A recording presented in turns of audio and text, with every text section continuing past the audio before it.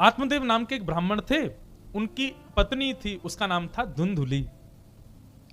इनके कोई संतान नहीं थी। ब्राह्मण धनवान खूब थे, बहुत अच्छा वैभव था उनके पास, लेकिन घर में संतान नहीं थी। और संतान ना होने की वजह से ब्राह्मण बड़े दुखी रहते थे। बंधु, हमारे दुख के कारण बहुत सारे होते हैं। एक दुख का कारण यह भी है, जो हम एक्सपेक्ट करते हैं अपने आप से वो हमें ना मिले। एक्सपेक्टेशंस ऑलवेज हर्ट्स, आशा ही परमम दुखम। हम खुद से बहुत इच्छाएं रख लेते हैं, इसलिए ही हम दुखी रहते हैं।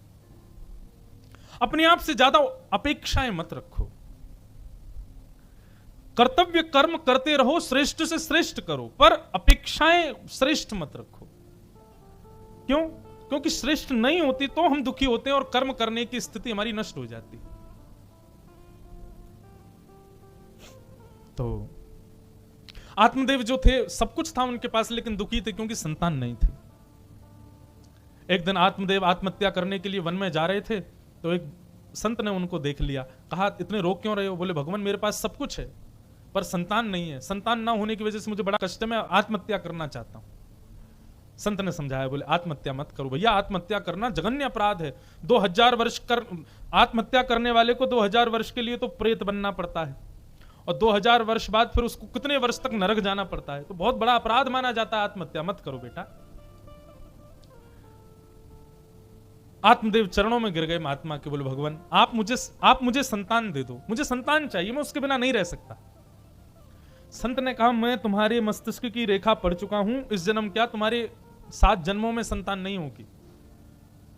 ठाकुर जी जो दें उसमें प्रसन्न रहो, जो नहीं मिला उसके लिए ज्यादा परेशान मत हो बेटा। बंधु, ये परेशानियां भी ज्यादातर गैर आध्यात्मिक लोगों के जीवन में आती है। आध्यात्म स्थिति क्या होती है कि आप अपने जीवन में होने वाली घटनाएं, दुर्घटनाएं या फिर अच्छी अनुकूलताएं सब में सम रहते हो, ज्यादा स्थिति पर प्रभाव नहीं होता। पर जो सत्संग नहीं करते, बिना अध्यात्म के जीवन जीते, ऐसे लोग छोटी छोटी चीजों पे दुखी हो जाते हैं। मैं अपनी कथाओं में कहा करता हूं, छोटी छोटी चीजों पे परेशान होने वाले, छोटी छोटी चीजों पे दुखी होने वाले लोग, निश्चित ही उनको सत्संग प्रारंभ करना चाहिए। तो आत्मदेव बड़े परेशान। संत ने कहा, तुम्हारे तो संतान होगी नहीं। आत्मदेव चरणों में गिर गए, बोले आप मुझे दीजिए, नहीं तो मैं आपके सामने प्राण त्याग दूंगा। संत हृदय नवनीत समा, संत का हृदय तो नवनीत मक्खन के जैसा होता है। संत ने एक फल दिया और फल में कह दिया, मैं अपने संपूर्ण जीवन का भजन तुमको प्रदान करता हूं, जाओ ये फल अपनी पत्नी को जाकर के खिला देना, और 1 वर्ष तक मैं एक नियम बता रहा हूं, उस नियम का पालन अपनी पत्नी से करवाना, तुम्हारे घर एक सुंदर पुत्र का जन्म होगा। आत्मदेव बड़े खुश हो गए। 1 वर्ष के नियम क्या हैं? सत्यम शौचम दयादानम एक भुक्तुम तु भोजनम वर्षावधि स्त्रिया कार्यम तेन पुत्रोति निर्मल। सत्यम, सत्य बोले। माताएं जब गर्भ में बालक हो तो ये 5 काम करें। सत्य का संभाषण, मजाक में भी झूठ ना बोले। शौचम, अत्यंत पवित्रता रखे, अपने आसपास भी, देह की भी, एनवायरमेंट की भी। सत्यम, शौचम, और फिर दया। शत्रु भी सामने आ जाए तो उससे भी प्रेम से ही बात करे, उस पर भी दया करे। सत्यम, शौचम, दया। और चौथी स्थिति दानम, रोज कुछ ना कुछ दान करे। अन्न का दान, वस्त्र का दान, और सबसे बड़ा दान पता है क्या? ज्ञान का दान। अज्ञानी को ज्ञान देना, सबसे बड़ा दान है। दान करे। और 5वां और सबसे कठिन, एक भुक्तुम तु भोजनम, एक ही समय भोजन करे, बाकी समय फल ही खावे। अगर 1 वर्ष तक, 9 महीने तक माताएं इन नियमों का पालन कर ले तो तेन पुत्रोति निर्मल, उनका जो बालक होगा वो सामान्य नहीं होगा, साधारण नहीं होगा, वो कुछ विलक्षण होगा। ये नियम बता करके आत्मदेव जी को फल दे दिया, जाओ अपनी पत्नी को खिला देना। आत्मदेव जी आए, पत्नी को आके फल दे दिया, नियम बताया, बोले चलो खा लो, हमारे घर संतान होगी। आत्मदेव जी बेचारे भोले थे, लेकिन पत्नी उनकी बड़ी चतुर, बोली फल खाने से कोई बालक होता है? पति भी हमारे कहीं से भी आ जाते, और हो भी जाए तो ये नियम तो मुझसे पालन नहीं होंगे। कौन एक साल तक ऐसे कौन रहेगा? मैं तो नहीं रह सकती। एक बात बंधुओं में स्पष्ट कर दूं आपको, बालक के जन्म लेने के बाद उसका पालन नहीं होता। बालक का पालन तो तब होता है जब वो मां के गर्भ में हो।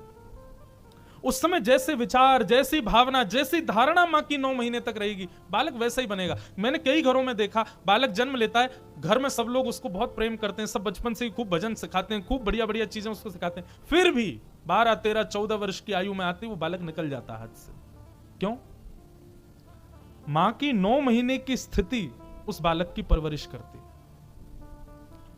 9 महीने मां यदि सावधानी बरत ले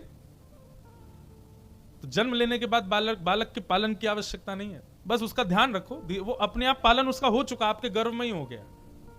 अगर आध्यात्म को जरा भी मानते हैं तो इस चीज पर विश्वास कीजिएगा। 9 महीने की तपस्या मां कर ले, 9 जन्मों के लिए ऐसा बालक देके जाएगी पृथ्वी को, सदा सब याद रखेंगे। बस 9 महीने का एक तप कर ले, वो सबसे बड़ी तपस्या है माताओं की। उनको 9 महीने बालक को गर्भ में धारण करना पड़ता है। उस समय बस वो अपना ध्यान रखें। एक भागवत में कही 5 बातें, इनका ध्यान दे लें बस। तेन पुत्रोति निर्मल। लेकिन धुंधुली ने फल नहीं खाया। आत्मदेव जी के घर में गैया थी, उसके भी कोई बछड़ा बछिया नहीं थी, वो भी बांझ थी। फल खिला दिया गैया को और स्वयं आत्मदेव से जाके झूठ बोल के बोली मैंने फल खा लिया, अब 1 वर्ष तक मुझे बहुत ध्यान रखने की आवश्यकता है, तो मैं अपने मायके जा रही हूं, वहीं रहूंगी, वहीं बालक को जन्म देके उसको लेके आऊंगी। आत्मदेव बोले हाँ तुम चली जाओ। अपनी मायके चली गई। सहेली ने आकर के कहा कि मैं गर्भवती हूं, क्या करूं, 9 बालक हो चुके, 10वां और होने वाला, घर में इतनी धन की कमी रहती है, क्या कहां जाऊं, कैसे करूं, अभी 10वां बालक और होगा। तब धुंधुली ने उसको प्रलोभ दिया, बोले मैं तुझे बहुत सारा धन दूंगी, तू 9 महीने बालक को अपने गर्भ में धारण कर और 9 महीने बाद ये बालक मुझको दे देना। इस बालक का लालन पालन पोषण फिर मैं करूंगी, मैं सबको बता दूंगी मेरा पुत्र है।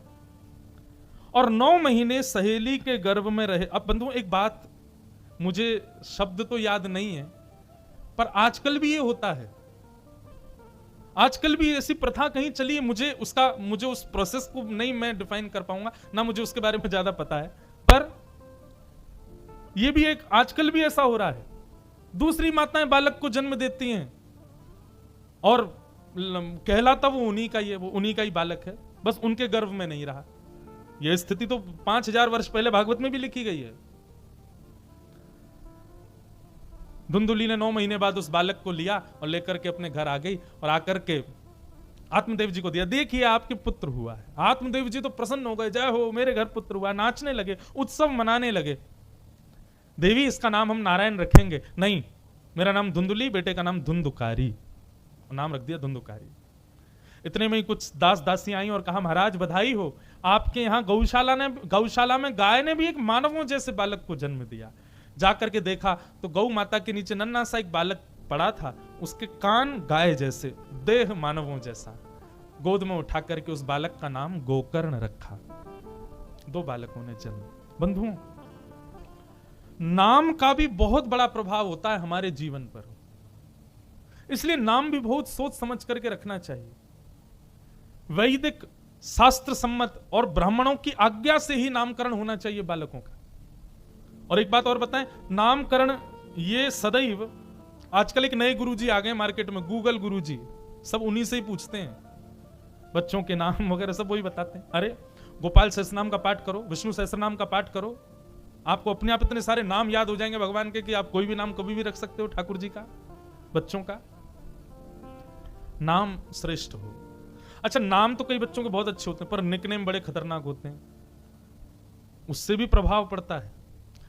निकनेम भी ऐसे होने चाहिए जैसे यशोदा मैया ने हमारे लाला के रखे। ठाकुर जी का नाम तो है कृष्ण, नामकरण भगवान का हुआ, इदानीम कृष्ण ताम गता। निकनेम क्या भगवान के? कन्हैया, कनुआ, गोपाल, गोविंद, लाला, ये सारे निकनेम है। ऐसे निकनेम हो तो अच्छा है, पर आजकल तो बड़े भयानक होते हैं निकनेम भी।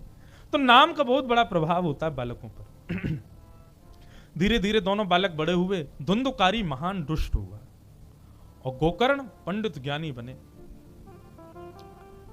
धीरे धीरे सारे गलत काम करता करता वैश्यागमन करने लगा, मदिरा पान करने लगा, मांस भक्षण करने लगा धुंधुकारी। अब तो स्थिति ये आ गई कि अब तक तो माता पिता से पैसे मांगता था, अब देने से मना करते हैं तो उनको मारने लगा। माता पिता को जब मारने लगा तब आत्मदेव जी बोले इससे अच्छा तो मैं बिना बेटे का था, ये कैसा पुत्र मेरे घर में आ गया। और गोकर्ण जी गुरुकुल जाते हैं, वहीं विद्यालय में रहते हैं, पढ़ाई करते हैं, चौड़ी चोटी रखते हैं, वैदिक रीति रिवाज से रहते हैं, माता पिता को दंडवत करते हैं, दोनों में बड़ा फर्क। एक दिन अपने पुत्र के दुष्कर्मों से दुखित होकर के आत्मदेव जी घर छोड़ के चले गए, बड़े दुखी बैठे थे। तभी गोकर्ण जी आए और गोकर्ण जी ने आके पूछा, पिताजी आप दुखी क्यों हो? तब उन्होंने कहा, ऐसा पुत्र किसी के कुल में जन्म ले ले, वो पिता सुखी कैसे रह सकता है? मेरा बेटा इतना दुष्ट है कि उसकी वजह से मैं महान कष्ट में हूं, बहुत दुखी हूं। तब गोकर्ण जी महाराज ने 2 श्लोकों में यहां ज्ञान दिया अपने पिता को, और इन्हीं 2 श्लोकों को हमारे पूज्य पिताजी महाराज के पूज्य गुरुदेव अनंत श्री विभूषित श्री रामानुज प्रपन्नाचार्य गुरु जी एक जगह लिखते हैं और कहते हैं कि ये 2 श्लोक संपूर्ण श्रीमद् भागवत का सार रखते हैं अपने अंदर। मैंने पूज्य पिताजी के गुरुदेव का कभी दर्शन नहीं किया, मैं बहुत छोटा था तब भगवत धाम प्रस्थान करके, पर उनकी कुछ किताबें मैंने पढ़ी हैं। हमारे गुरुदेव कहते हैं ये 2 श्लोक यदि किसी ने समझ लिए, समझ लो पूरी भागवत का सार उसने समझ लिया। 18,000 श्लोकों का सार 2 श्लोकों में गोकर्ण जी ने अपने पिताजी को सुनाया। बहुत ध्यान से सुनिएगा, इसके बाद कथा को विराम देंगे।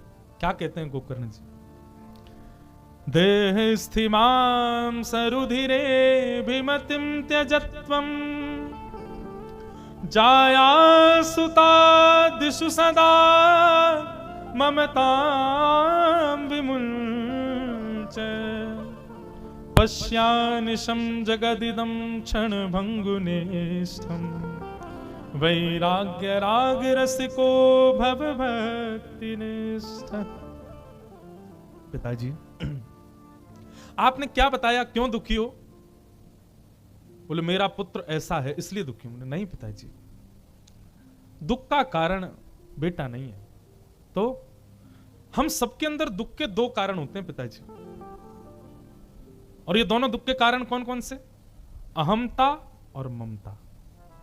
पिताजी पहला दुख का कारण है अहमत्व, अपने ऊपर अभिमान, अहंकार। हम देहाभिमान जब हो जाते हैं तब हम दुखी रहते हैं। और दूसरा दुख का कारण है शरीर से संबंध रखने वाले, मेरा बेटा, मेरी बेटी, मेरी पत्नी, मेरी मकान, मेरी दुकान, मेरा व्यापार, मेरी गाड़ी, मेरा ये, मेरा वो, ये मेरा शब्द, माम का। पहला दुख का कारण मैं और दूसरा दुख का कारण मेरा। पिताजी ये आपके पुत्र ने जो जो क्रियाएं की, यदि ये किसी और का बेटा करे तो आपको दुख होगा? नहीं होगा। क्यों? आपका है इसलिए दुख दे रहा है, आपका नहीं होता तो आपको दुख नहीं होता। इससे क्या पता चला कि दुख का कारण व्यक्ति विशेष नहीं है, दुख का कारण मेरापन है। आप कथा सुन के बाहर गए, कोई 18-19 वर्ष का बालक सिगरेट पी रहा हो, आप नहीं टोकोगे, निकल जाओगे गाड़ी में बैठ के। लेकिन आपके ही भाई का बेटा, आपकी बहन का बेटा, या फिर आपके ही परिवार का कोई बालक सिगरेट पी रहा हो तो क्या करोगे? गाड़ी से उतरोगे, उसके पास जाओगे, ए भाई ये क्या कर रहे हो तुम? अच्छा शिकायत करूं पिताजी से? आज के बाद करोगे? नहीं करूंगा। क्षमा मांगो। क्षमा मांगते। रात भर नींद नहीं आती माता पिता को जब वो देख लेते हैं अपने किसी को इस प्रकार से। इसका मतलब क्या है? दुख का कारण सिगरेट पीना नहीं है, दुख का कारण गलत काम नहीं है, दुख का कारण तब है जब वो कोई अपना करे। पिताजी मैं और मेरेपन में दुख होता है। इसलिए पिताजी ये 2 चीजें हृदय से निकल जाएं। पहला तो अहमत्व निकल जाए, अहंकार। किस बात का अभिमान करते हैं हम अपने ऊपर? ये शरीर हमारी एक बात नहीं मानता। आज अपने शरीर को आप कह दीजिए चलो अब तुम पतले हो जाओ, नहीं होगा। करवाओ तो ही होगा। चलो पतला होना, मोटा होना ये भी आप कर सकते हो, लेकिन वृद्ध शरीर हो रहा हो और उससे कह दो ए तुम युवा हो जाओ, नहीं होएगा। या युवा शरीर से कह दो कि बेटा तुम यहीं रुक जाओ, इससे ज्यादा वृद्ध मत होना, नहीं रुकेगा। जो आपके वश में हो उस पर अभिमान करो ना, जो आपके वश में ही नहीं उस पर अभिमान किस बात का? ये शरीर हमारे वश में नहीं है। हमारे पूज्य पिताजी गाते हैं, जो मिला है वह हमेशा पास रह सकता नहीं, कब बिछुड़ जाए ये कोई राज कह सकता नहीं, जिंदगानी का खिला मधुवन किसी का है दिया। मैं नहीं मेरा नहीं, यह तन किसी का है दिया। हमारा है ही नहीं है। हर दिन अपने तरीके से जी शरीर चल रहा है, हमारे चाहने से शरीर कुछ भी नहीं करता, तो फिर इस पर अभिमान क्यों? और रही बात अब अहमता और दूसरे दुख का कारण है ममता।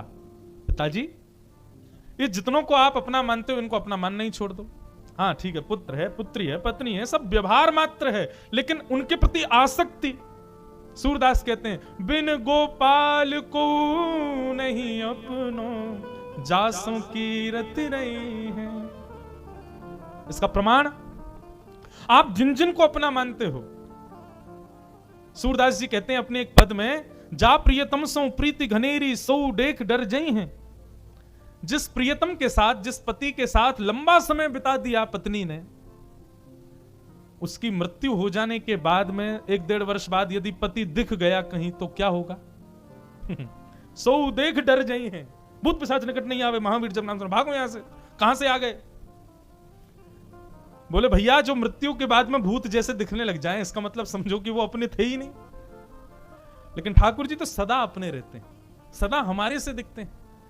तो पिताजी, दुख से बचने के 2 उपाय, अहमता और ममता, दोनों का त्याग करो। ये 2 यदि आपके हृदय से निकल गए ना पिताजी, आप परम शांत हो जाओगे। तब पिताजी ने पूछा, अहमत्व और ममत्व ये दोनों नष्ट कैसे होंगे?